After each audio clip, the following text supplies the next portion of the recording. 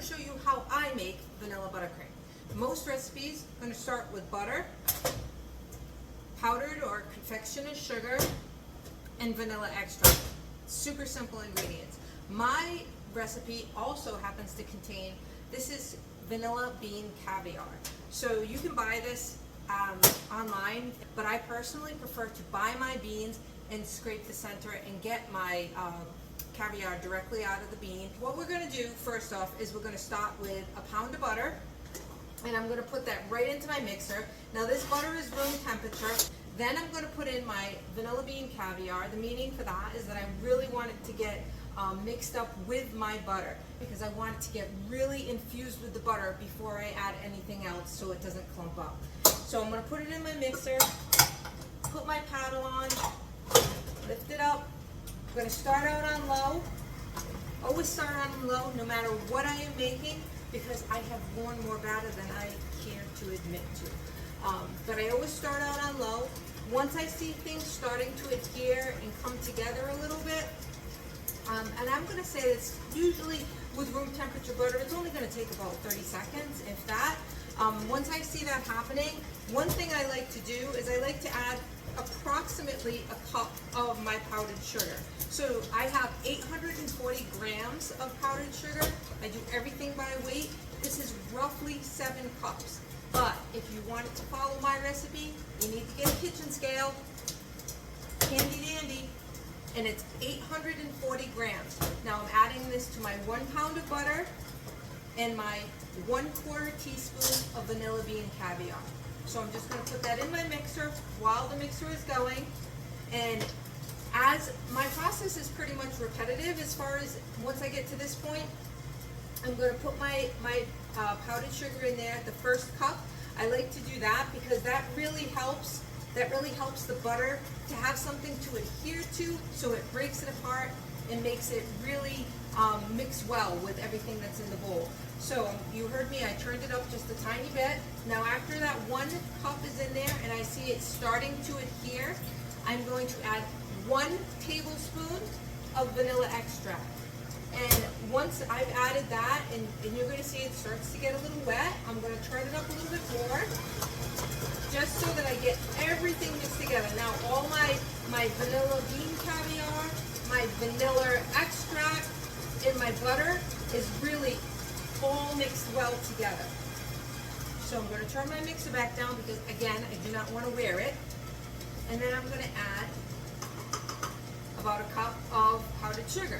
So as we go along, what's going to happen is every time this starts to adhere and come together and it starts to stick, I'm going to add another cup of powdered sugar.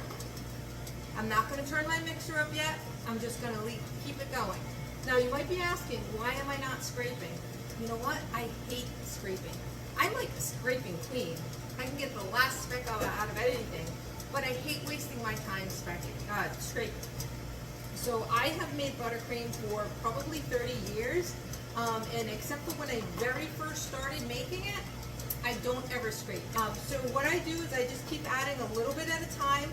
I'm keeping my mixer on low for a couple of reasons. First, I don't want to wear it, as we already discussed, but also if you turn your mixer up higher, it's harder for it to grab everything that's in there. So if it's whipping around really fast, it can't grab that dry powder. So as I'm adding it, I'm watching it, and I keep seeing that my powdered sugar is getting pulled right up into my butter, and so I'm just going to keep adding it.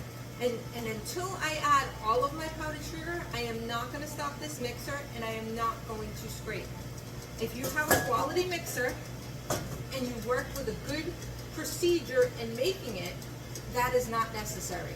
So I'm going to turn it up a little bit, because now comes the fun part. Once I get this all mixed together so that there's no powdered sugar hanging around at the bottom, I'm going to scrape it at that point. I'm going to pull everything up, make sure everything is out of there. I don't want any dry clumps at the bottom of my bowl after I pull my frosting out. And then I'm going to turn it up nice and high. I'm going to give it really good whipping, and it's going to make it nice and light and fluffy. All right. So now I'm going to stop, and this is the only time that you're going to see me take this off and scrape. So I'm going to take my bowl right off. I'm going to knock down any powdered sugar that's on my paddle. off what is on the paddle. I'm not really worried about cleaning it completely because I'm going to put that paddle right back in there. So now I'm going to take and I'm going to go down and I'm going to scrape all my sides. Make sure I have all those dry bits. Now you'll see there is no dry in my pan. It is all together, it's all cohesive. So now I'm going to put my beater back in here because now I want to give it a good whip. Now that it's all mixed together, now I want it to aerate, become light and fluffy. Again, I'm still going to start on low because I do not want to wear it. I'm going to slowly get it going faster and faster.